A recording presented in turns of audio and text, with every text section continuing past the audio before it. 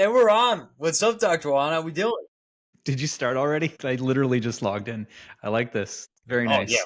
Like, we go right into it. Little sneak attack. Always. Jeez, I was like, all right, let me just check this camera real quick. I don't know if I have an echo. What's going on? Where's my cat? But good Where's to your see you, cat? man. He's sitting over here chill right now. Last time, like I did an episode last week. I recorded one with Dr. Joe Doctora, Yeah. and he was jumping on my keyboard, though, messing my thing up the whole time. I haven't had a chance to edit it yet, so I don't know what happened, but we'll figure that out.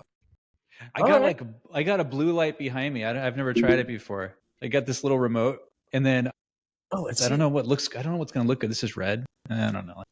Purple, blue. Let's see how that works. Yeah, the blue looks good. The red was not great. Blue looks better. Weird. Red's weird. You got rid of the last background that you had. Yeah, it was driving me nuts. It was like a brick wall, right? Which kind of, but then if it gets a little wavy, like the lines start doing this a little bit, and it was driving me nuts when I would see that. I was like, oh, that looks like, and then like lining the camera up so the brick wall lines are kind of straight and not like crooked was a nightmare. After a while, I was like, oh, I just moved the camera a little bit. There's a little delay in the video, and then I was like, I can't get it right. It's like, so I wanted something without lines in it, just so I don't have to worry about that. Like that was an extra step that I was doing that I was like pissing me off. This is a good one. Yeah. We'll see. Do you still have a board with the funny voices? I do. Is that like the one from old school where you get shot in the neck? Yeah, I gotta use it like impromptu a little bit better. Still got Sir Mix-a-Lot. Sift the flour, roll the dough. Wait, we gotta write. Wait, I gotta pull up the. Was this Instagram with the hat? Not the hat. The hair, the fan. Yeah, I recorded with Joe Doctora, and he had a ceiling fan in his background, and the way his. Yeah, where was and that? The way he was on Threads, I think. But it's like the way his laptop screen was angled. The ceiling fan was like up here behind him on the ceiling, and it looked like that picture of Coolio with like the braids just on the sides. But it's got to be right here. Come on. I looked at it and it triggered something in my head where like, oh, I've seen that before. Oh, I'm on your threads right now. The Dr. Wahan threads or the Dr. Wahan experiment threads? I don't know. Was it the experiment threads? Because this was hilarious. Yeah. Oh, yeah. Look at that ceiling fan. I was like, yeah, it was another fantastic voyage with Dr. Joe. Oh, it's so great that his eyes are closed too. So are mine. We're both. It's not a flattering picture of us. It's just the ceiling fan was like legit. Like when I'm editing, I was like, oh, that looks familiar. When I scrolled past that was cracking. Because I've seen the Coolio meme recently. Like that keeps popping up on my feed somehow. I don't even know. But because he got bald and then he just had the two things on the side. Why would anyone make their hair like that? That's just I think that was his look for a long time. And then when you go bald, you're always fighting it, right? You're just like trying to keep it what you had, and it ended up just being on the sides with nothing in the middle. But if that happens to me, I'm going to like Turkey or wherever and getting something done. Like, I'm not going to look good bald. I have like my ears stick out. Like I probably have a flat spot. Like I'm not, some people look really good bald. I wouldn't. I'll do something. Are you going bald? You're not going bald. You're fine. I'm getting older, but everyone's going to get some thinning, but I don't want to have that in it because I don't have a good head for baldness. You know, I've decided. I already made the decision. So you're just going to get it prophylactically. You're just going to go get hair plugs. I'll do something. You come back, you have like your forehead hairstyle. I'll make it come down to here, just so it starts off good before it starts receding again. Blends into your eyebrows. Get a fur in there. There is he or she, right? This is a dude. Yeah, he's a guy. Oh. He's like a year old plus now, but yeah, this is probably as big as you can get. These cats it's a Devon Rex. They're I just got him like 7 months ago, but he's like a little dog. Like he literally follows me around, can't snuggle close enough. Like he's just legit attached. And so like for the way they look, like if you look at their ears, like it's prominent. They're prominent like a bat, right? But their personality is so curious. Like he's not afraid of anyone. He'll just come up to you, just chill. But he always wants to be cuddled. No, he's fine with a raccoon. I don't let this cat outside. Like my other cat, I'll let outside a little bit because she's bigger. I feel like some bird will just take this guy up. He'll be gone. No, he's little. He'll be toast. So hawk. He's got no defenses. Yeah, he's little claws, but that's not gonna be enough. Oh, man, I never had a cat. I've only had one dog in my life, and now my girlfriend's dog. I love dogs. I just I like both cats and dogs. I just don't want to leave a dog at home when I work, and like I would feel bad. I would feel bad for it because the kind of dog I would want is like a high energy dog, like a Malinois. But those are, I think, the really cool dogs. But I don't want to get a dog if I don't have the time for it. So yeah, because I mean, yeah, the dog would be if you have to stay in the hospital or something, or all yeah, I day mean, they need to going run work. around. They need to like get outside. Like, yeah, I would feel bad. So I wouldn't want to have a dog if I can't give them all that. Yeah. Like Do you these have a cats big like nap when I'm gone. No, do you have a backyard, a big backyard? not big, but big enough. Big enough for Not to run a Malinois in, but the Mal would need to go outside to a park or yeah. trails. Yeah. Nah, that would be tough. How's the I raccoon doing? oh yeah, I got a raccoon though. He's been coming around again. He like took a week off, and then like the last 2 weeks he's been back every night. He went on vacation. Yeah, he But went down to it's getting Bahamas. lighter every night, so he's like, it's still kind of bright out. And he's like out there. I'm like, oh hey, I'm not used to you in the daytime. But he gets the Dollar Tree pet food now. Like it's just it's some junk food that we are gonna throw away. Like some old biscuits or something. Like raccoon will eat them. But yeah, he's coming every night. That's why he left for a week. He's pissed. He's like, I'm going to show him. I think he's making the neighborhood rounds. He got so big. He must be going around. He's cheating on me. It takes him a week to get through all the houses. It's because he's slowing down and all that. He's been coming a whole year now. I mean, he takes little breaks, but he comes back with the bang. So in winter, do you get snow over there? I'm sure you do, right? We usually get like a day or two here and there. This year we got like a day or two, but it didn't stick around too long. One year we got like a week. Like it just depends, but it's not very much. Don't raccoons like in the wintertime, aren't they supposed to hide? I don't know the hibernation species list. I Googled all that stuff. He still came around, so I don't know. Yeah. He couldn't. He's a city raccoon, so maybe they're different. I don't know. Yeah, I don't know where they're gonna hibernate. I don't know where they're gonna hibernate for long periods of time. Yeah, living where they're living in like a city. I'm in Seattle. Apartment? I'm in Seattle. A house, yeah. In a house, yeah. Not right in Seattle. Okay. Yeah, I've never seen your spot. That's why I'm curious. I thought you had like a. It's not like a flat, right? It's like an actual house. It's a house. Yeah. Yeah. Okay. I was gonna say because you got a backyard. I mean. Yeah, I do.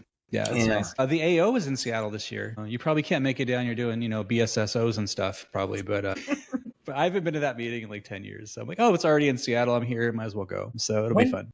Yeah. When is it? March. Into March. Oh shoot! It's like. If you're listening, you should go.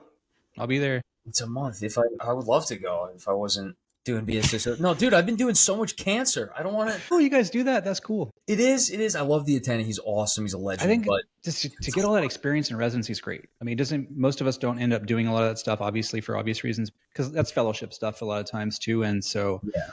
But it's nice to get exposure to it. It is. It is. We did coronoidectomies yesterday bilateral, which was cool. Did my second trach, which was cool. Have you done trachs? Yeah, so I did a lot in my residency, in general surgery, actually. Oh, you did. We had one attending.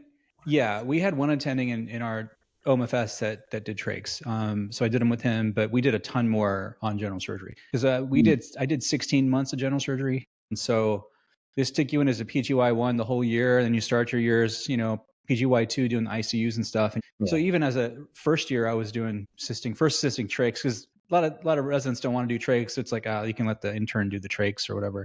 They want to do the bigger cases. So yeah, you get a lot of trachs that way. So that was fine with me because I'd rather do those than abdominal surgery. So that's true. That's more. You do any sleeves? I was doing as many thyroids and trachs as I could on general and stuff because it was made more sense to me. Yeah, it's closer. Lower extremity abdominal stuff was not. I mean, it's fun. It's just not fun, but it's good experience. Yeah. But it's not my interest, So you didn't do any sleeves or bypasses? I know I didn't do anything like laparoscopic. No bariatric. But I assisted on stuff. Yeah. No, we were doing like when I was in residency. This is like in the 2000s. They were doing gastric bypasses like before laparoscopic became the way to do them. Like there were a lot of them were open. Those were some long cases, man. Like the med students and us and the residents were just retracting that liver for like an hour plus at a time without stop. Like my arms would I would feel like they're going to start shaking. And I just like grab another gear of mental fortitude and just keep going. You're like the intern, resident, med student, whatever. Like you're just doing the worst retracting job. You can't see what they're doing. And you're like, you got one hand in the field and you can't see. It's just like, you don't want to move it because you don't know where you're at. It could be an artery there. What's going on? I mean, you got to pay your dues, man. That and like all the rectal exams they make you do, like you got to do this rectal. Always double glove.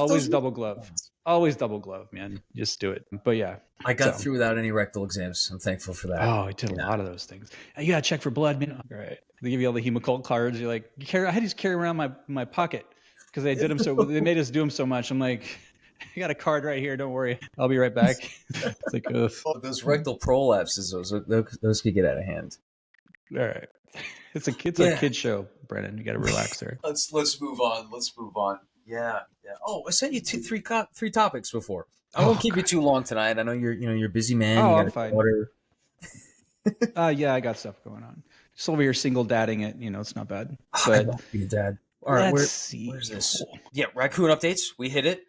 I was going to talk about social media stuff. Like that's like in the news. Like there's so much stuff going around. Like who was I just talking about this the other day? Like copycats, like people.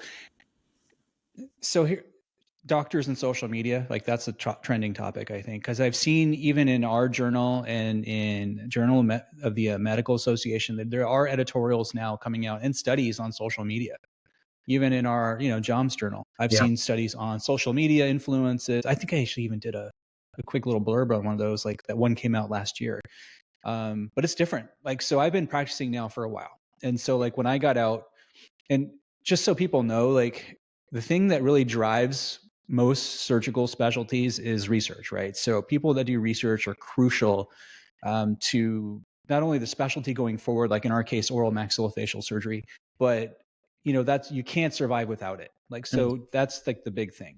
But in the last 10 years, what's also happened is the rise of social media influencers, things like that, for various ways people do it. Skits, funny things, using trending audio, right? Educational stuff, which is more what I do, but people do so many different ways. And that's now also huge. And so like you could be the best surgeon in the world, I think, or the best specialist or whatever you're doing, and your marketing could suck and you could not be busy. Like it's just to the point where I assume that marketing is part of my job, because as a surgeon or a periodontist or whatever you're doing as a specialist, I would say, you're depending on referrals, right? You're getting your patients from other doctors, mostly sending them to you. Or sometimes, you're getting people that find you, right? Yeah. So that little bar graph of, my patient pool is 90% referrals, 10% people find me somehow, right? Yeah. That's getting skewed now, I think, where you're getting referrals, but people are now finding you more for various social media stuff or other things, right? I think so. I think it's reasonable. Like if you see these, these huge influencers, let's just say plastic surgeons, they're booked out. A lot of them now for like a year or two for consults, right? Because of social media, right? 100%. So that's definitely a thing. And also maybe your referrals are watching your social media and they're referring to you more because of that. That's and so very that highly, skews the bar. Like you're getting more referrals. So it's one of those things. I think it's, unless you're really good at it and like that's a huge part of your business, it's hard to quantify. But I always assume that marketing is part of our job. You have to do it. It is. It's you do surgery, you do marketing. Like that's your job because that's how you get your patients. And so when I was going to these meetings, like the annual AAOMS meeting, let's say, right, we're going to these meetings, and there's the research guys. I was getting back into talking about research. Sitting at a table, like you taken out at a dinner or something, and you see all the people doing research. You're sitting at a table talking, and now there's another group. There's the social group, the social media group that you see each other at conventions. You're like, hey, just like the having fun. It seems like it's more fun, like from the outside looking in, and it probably is. But and then I was at a dinner, just like I think the 2 AAOMS meetings ago in New Orleans, and there was a huge dinner and like a big long table at some restaurant, and there was like a bunch of research oral surgeons at one end, and then the social media oral surgeons were at the other end. I was at the social media side. I was just starting then, I was just like a little guy, but it was more fun and people were just laughing and stuff. And I would look over down at the other end of the table a lot and they'd just be looking at us like, oh, they look like they're having fun. Like, it's like, it's just a different dynamic and it is what it is. I think you need both. And, you kind of have to understand where people are getting their information now, how much social media is driving people's news. Like,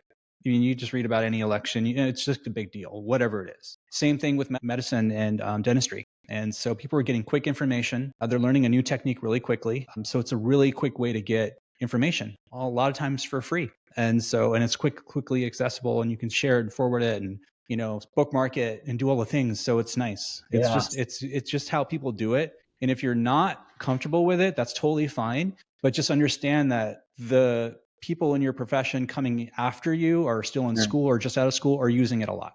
And if you're not in that comfortable zone with it, then, you're going to get pushed out a little bit because of that. In a way, man, I got so much to say on that. You had like multiple topics here that I wanted to. I mean, you could do like 5 episodes on just that kind of stuff, you know, and I even wrote down, social media. All I wrote was keeping up with your peers and your competition. That's kind of how I feel about it. Like you're just keeping up with other people doing other things, you know. People do funny things in skits, and I think they're hilarious. That's not my comfort zone, so I just don't do all that. And here and there I'll do something, but I'm more comfortable doing that kind of stuff behind the camera. Like if I'm recording something, I think it's funny, haha, rather than me like trying to do a skit in my office and have my staff laugh at me because I'm trying to make a skit. And it's just like I just feel I'm not over the awkwardness of that yet, but people do it really well, you know. And so whatever you feel like you want to do, I feel more comfortable in like a little bit educational, giving people little pearls here and there. I like That's where my little sweet spot is, I think, where I feel good about. Because I feel like I'm giving some value, but it also kind of narrows my niche though. So I feel like that's kind of pigeonholes my stuff a lot more, but it is what it is, you know.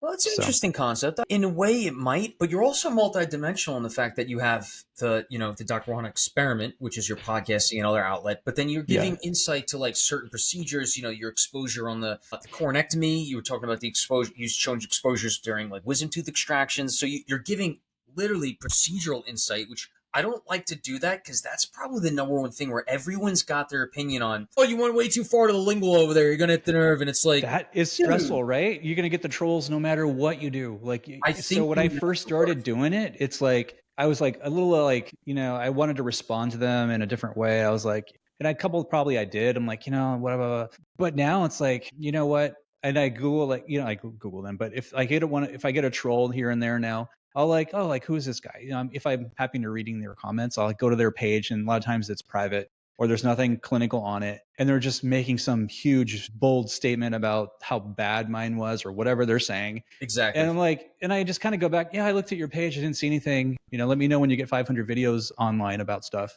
They just say just real quick and dry, but it's just it is what it is. Like, dude, people boast about the dumbest things and can't back it up. And they just want to spew their stuff and like be gone. I don't know how they get a buzz off that, but you know, you're not going to do the best procedure. You're not going to do that. Just deal with it. I'm showing some pearls, some basic techniques. I'm not saying what I do is the way to do it at all. Never.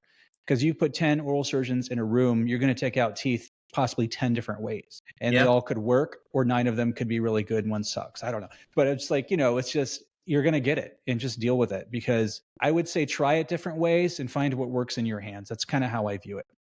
I agree. 100%. You see someone using this instrument, if you happen to have that instrument around or can get it, try it. If you don't like it, fine. I mean, I don't use a 150 or 151 ever taking out teeth. I haven't used one of those in like 20 years probably. People swear by those things. And I'm like, I tried using, we have them in our office. My partners use them sometimes. I really use them a lot of times, actually. I tried them before. I'm like, let me just see what this 151 is about again. I haven't used one since residency. It's like slipping on the tooth and like, you know, like, I'm like, oh, I don't want it. Give me my other forceps. It's like, you know, like, but people use them fine. And so like, I understand how that works, you know? It's all preference. It's like, it's subjective. It's not so, this isn't your textbook chapter necessarily, or maybe it is, you know, but it's personal to you. And I think we have to treat it that way. One thing I wanted to say was, well, before we go back to like the marketing and social media, it's part of your job thing. Just really quickly, my favorite thing is someone's going to leave a bad comment on me, and they got the balls. Usually, it's just like they had some complex where it's like I'm right, you're wrong kind of thing. But you know, they never put out content. It's always someone with a blank profile. But then they do put their name on it, and I Google them too.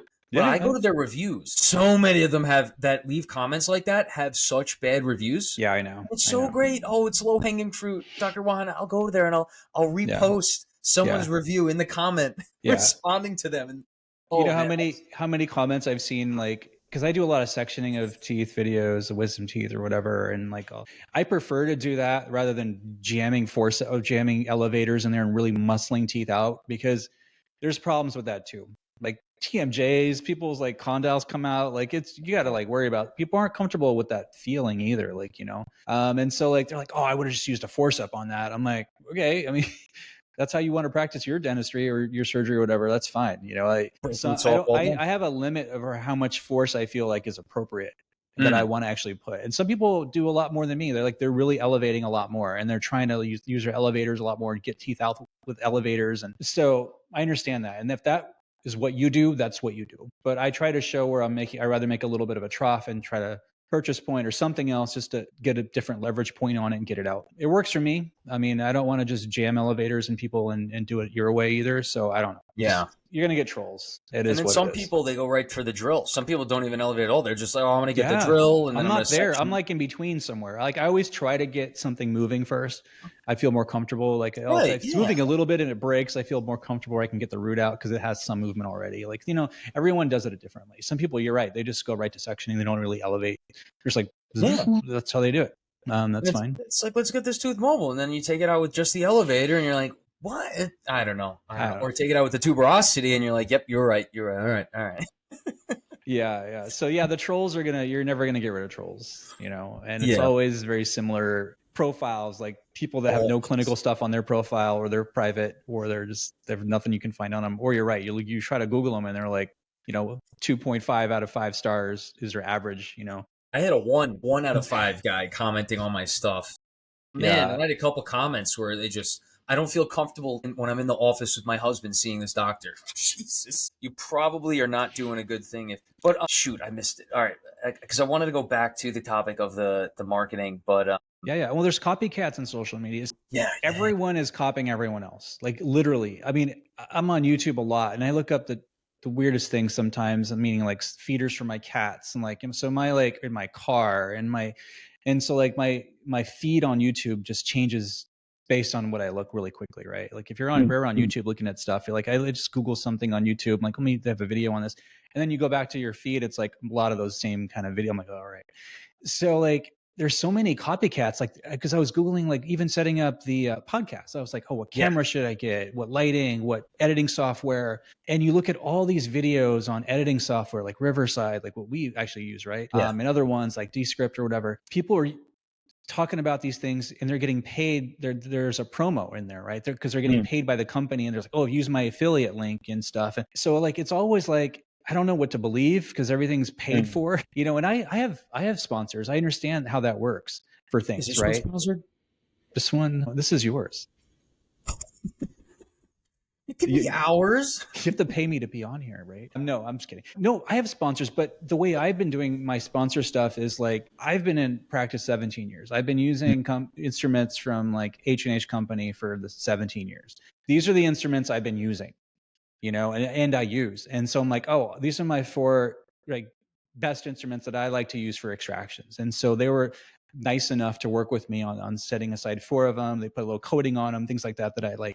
And so they're helpful. I've been using Nobel and Straumann implants for 17 years or whatever. And I do a lot of full arch cases with Nobel implants. So I use, you know, they sponsor some things too, which is nice.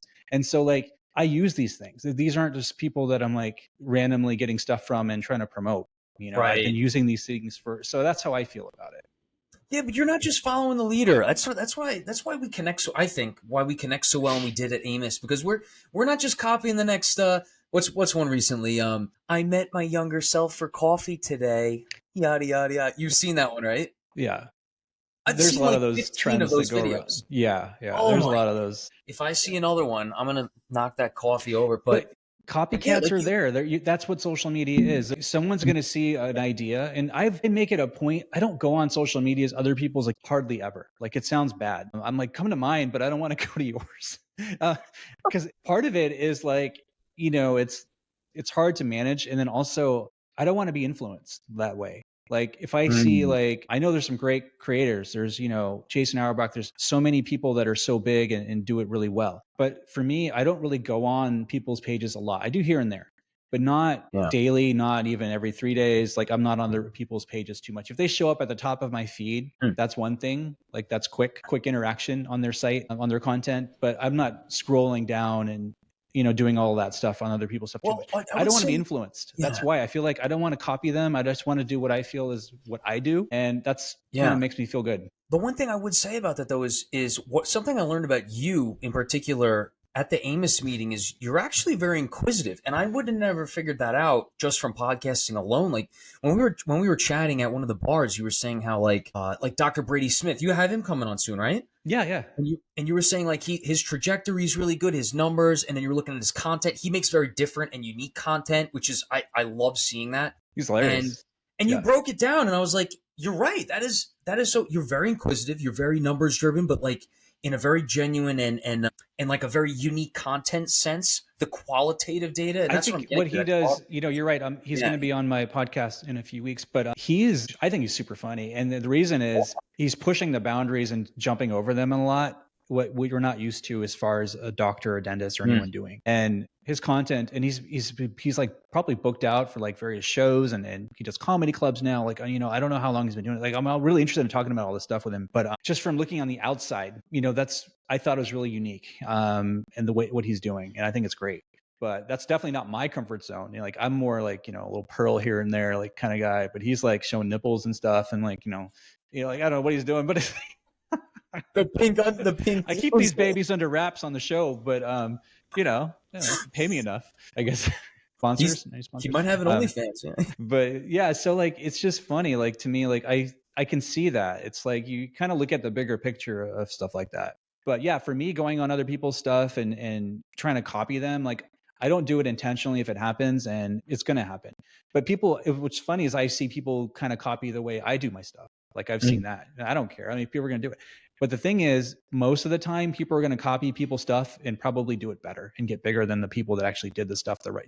That's how it works. I feel like people are going to just find, this guy did a cool little video, I'm going to do it, and they go viral copying someone else's stuff. It's just what it is. Just accept it. Yeah. Yeah. Don't be a hater. Just, you just got to be better. There was a lot of haters. Someone was telling me how they get DMs from like guys at Parkland, people at not Columbia. It was Rutgers, Parkland, another one. And they're like, apparently he gets DM'd my videos and they just talk shit about me all the time. It's so sad. Yeah. Whatever, man. Yeah, I know. It's part of it. It's like, you're right. That is like hating and being like trolly, really. If that makes you feel better, but that person probably has a bigger problem. That's just kind of how they are nature wise. And that's going to come across in their work ethic and their interaction with people and patients. And, it's just what it is. And I think that's what you were saying, how you go to these meetings, you meet other people, and it's the fun. I don't know. I loved meeting you guys at AAOMS. We had such a fun time. Yeah. And then I noticed what you were talking about, where like there's like a social group and then it divides. And then at the other end of the table, quote unquote, they're kind of like looking over, but now, they're just talking smack, and it's like, damn, why does it doesn't have to be divided. And it's not like we're looking down on anyone, because I know that's like a stupid thing that they get in their minds over there. It happened in dental school. Yeah. I wish that didn't happen. It does, it's going to do that, because research, like I said in the beginning, research is the foundation of our specialty and most specialties. So you can't get rid of it, and you need it. So those guys that are doing that stuff, honestly, guys, girls, when I say guys, I mean anyone. Yeah. It's just basically, you absolutely need it, but also understand that, there's another whole area of marketing and, influence that your specialty can have that's now just kind of being, the boundaries are being pushed, which they need to be, but that's how it is. And you're going to see that in meetings and things like that. And so that's just part of any specialty now, It's really huge in plastic surgery. Obviously, dentistry's gotten big with influencers and stuff. And it's just, you're going to see it. Well, one thing I would describe it is exactly what you said. Any business is kind of like a boat. And a boat, you got to keep it afloat. You got to keep it above the water, right? And that's the financial side of the business. But then you got to put a sail on that boat and bring it into new, fresh waters, gain more patients, customers, clients. And that's the marketing of it. That's how you expand and break down boundaries, which is, in a sense, a form of like research, right? Breaking down barriers, So that's something interesting. And I did notice what you were talking about. Did you look up the person who wrote that article in JOMS? It was like 3-4 months ago or whatever. Oh, no, I have these. I get the print journal too, and they're around.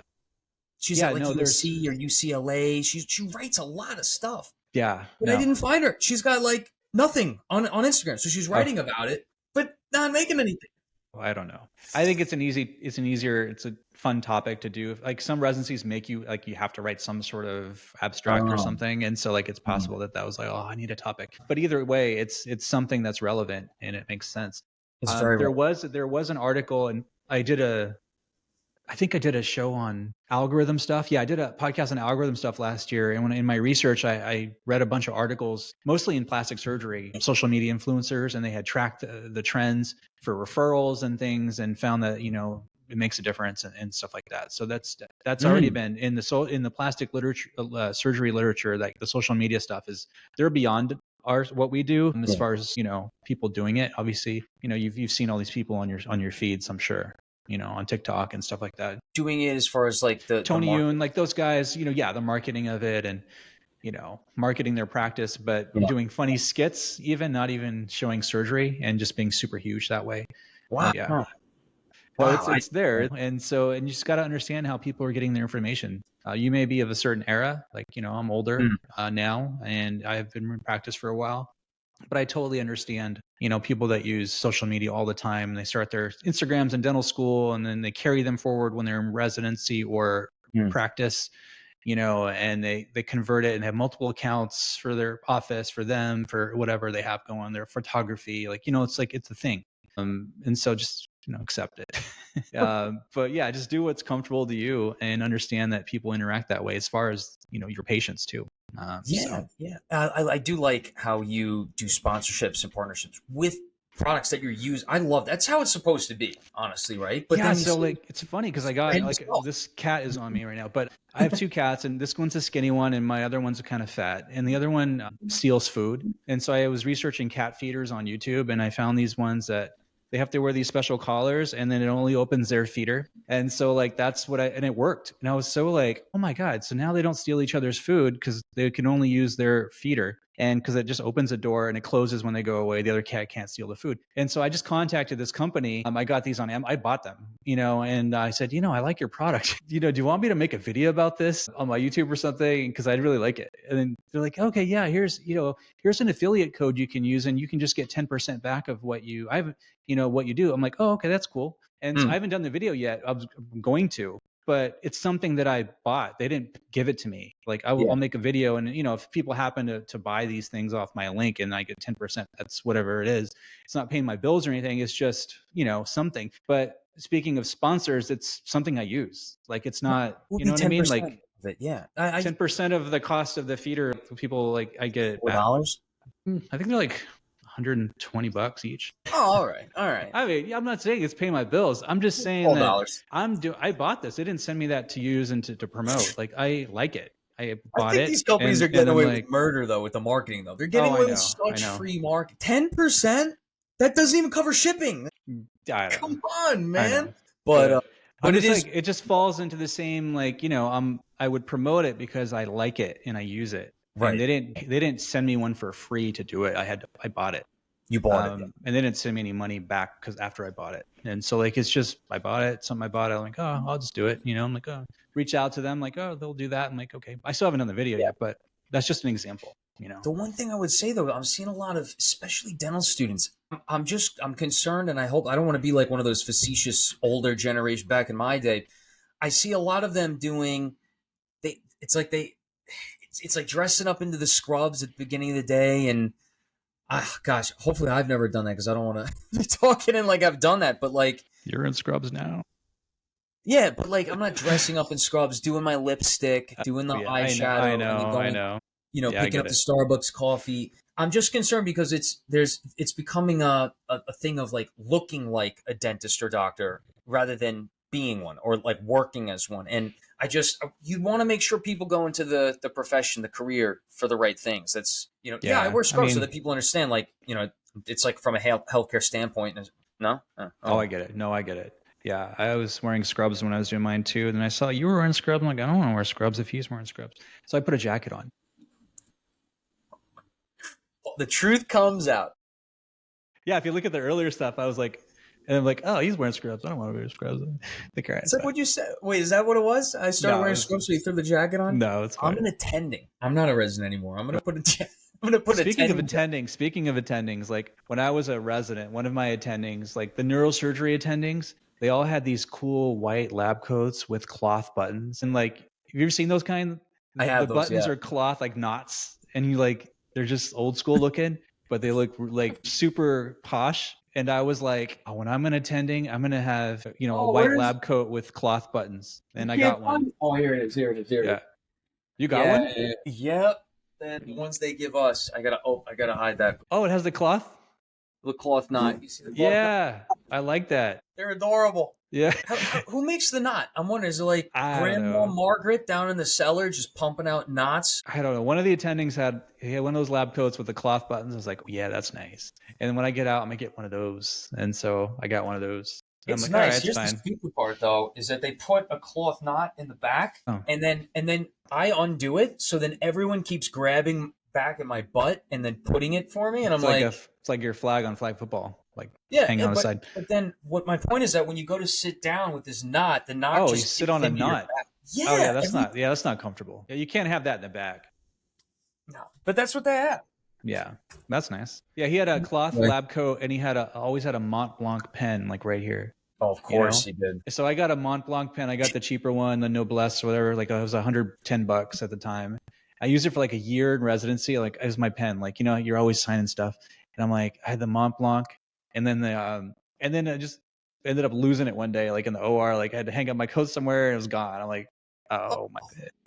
That was the last time I bought an expensive pen, because you use so many different pens possible to keep track of. How much is a Mont Blanc pen? I mean, you can get them for a lot of money. Like that one I got was a thinner one. It wasn't the fat one, so I liked it better because I could write with it better. And it was like $110, which is a lot for a resident. Yeah, that's what I thought. It's over for a pen. And so but it was my baby. I was like, oh, it's my pen. My lucky pen. How long did you have it for? Before at least a year. At least a year. All right, that's great. That's really good. Yeah.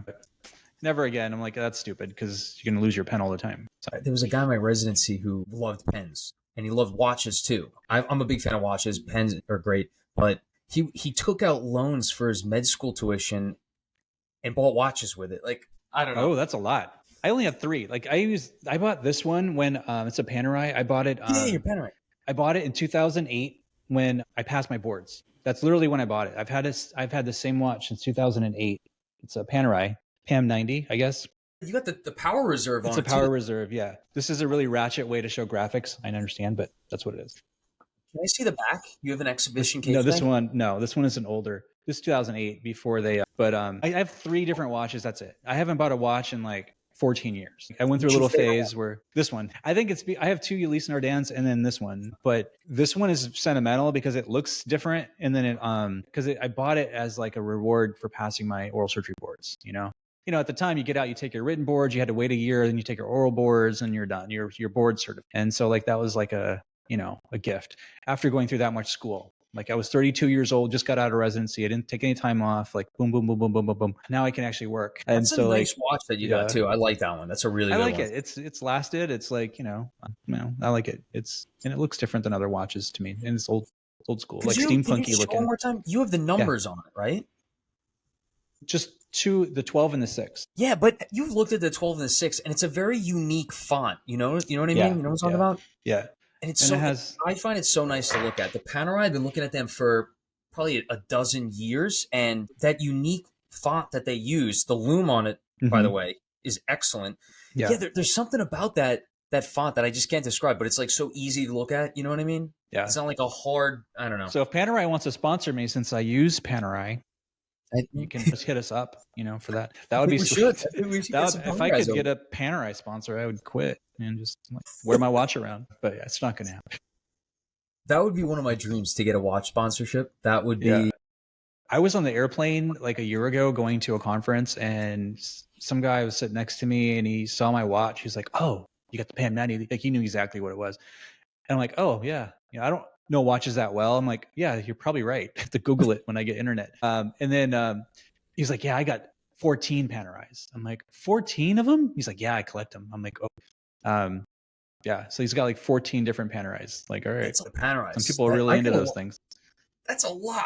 That's a lot. What, do you think he wears all of them? Did he pull up his sleeve? He had 14 watches up his arm? And he showed me pictures of some of them on his phone, and a lot of them look very similar to me. Like they all look very much the same as each other. Maybe a minor difference here and there, but he's like, "Oh no, this is different," because I'm like, okay, whatever. I couldn't get 2 watches that look that much the same. Like I would want the other one to be, a little bit like a different feel, different vibe. Do you listen to them? What are they? Like, what are they different? I don't have them in this room, but I'll show you next time. Yeah, they're different. One's like a rubber strap, red and black. It's all red and black, rubberized. It's the deep sea, whatever, not the deep sea. They're nautical wave. See, I don't know watches that well. I just know I like the look of it at the time. And the other one's like all steel. Got it. So they're all different. One, and then that one that your Panerai is the rubber strap, right? I have this one's leather, I guess, but it does come with an alligator strap and then a rubber one too. But I got this strap like a few years ago separate. Like it has blue stitching on it. That looks just to get a little something different. But Yeah, I don't know. It's a good one. Yeah. They're with me. You know, when I die, they'll be box. gifted to descendants. The raccoon. His family will be hanging out with my grandkids. All right, man. I guess we'll wrap it up. All right. Wow, dude, thanks for coming on. I know we were just so this is how this podcast came to be. Dr. Wahan just texted me. What was the text again, by the way? Well, you said, hey, let's do one tonight. I'm like, this is like earlier today. I'm like, okay, I got to figure out some things with my daughter, and I'll figure it out.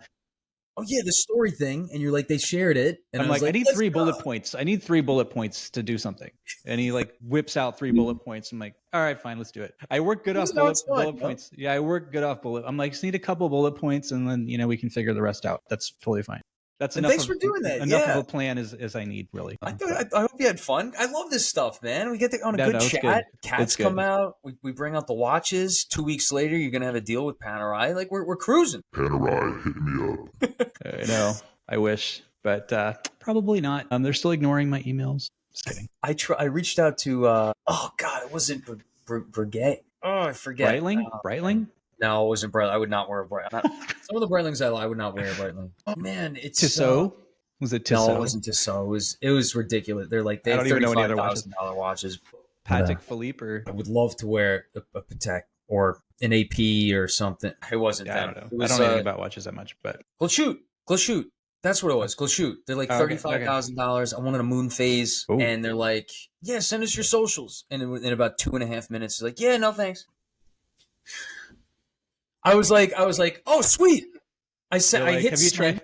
They're like, "Have you tried Swatch?" Here's Timex's website. Timex, yeah, actually legit. I think it's just G-Shock. I mean, people still like, you see G-Shocks on like high influencer people. They're just iconic. Wore G-Shock. Fossil. Some good watches back in the day. I had a Guess watch. I thought that was sweet. Like in college, it was like Guess watch. They still have Guess. You even know what that is? Yes, I know Guess. It's like a little triangle, like Guess. I had a Guess watch and a Fossil watch one. But the Fossil, they do make good watches though. They're still around. I even know. Yeah, they're still around. They're big. They're really big. All right. Yeah. I wear Citizen. I don't know. Yeah, Citizens are good. Yeah, they're classic. Hold the time, like you have no idea. I've never gotten a smartwatch just because I have these 3 watches. And like, I've been like not wanting to get one just because it's like, but some of those ones look really cool. Some of them do, but it's still like, I don't know. I feel like you're cut from the same cloth where you want to disconnect from the phone a little bit sometimes. Yeah, but I don't know. You get the really big iWatch thing, like the big face one and rugged band on it. And you can get like a Panerai screen on it or something. I don't know. I feel like they're kind of cool too, but I haven't got one yet. Nah, you don't need one. You got the Panerai. I'm fine. That's a beautiful. Yeah, I'm fine. All right, man. Let's do it. I'll send you the link. Can you download this? I don't know how it. Well, we'll try it out. Okay. All right, man. Good. You have a good night. I'll hit. Later, Bren. We'll talk soon.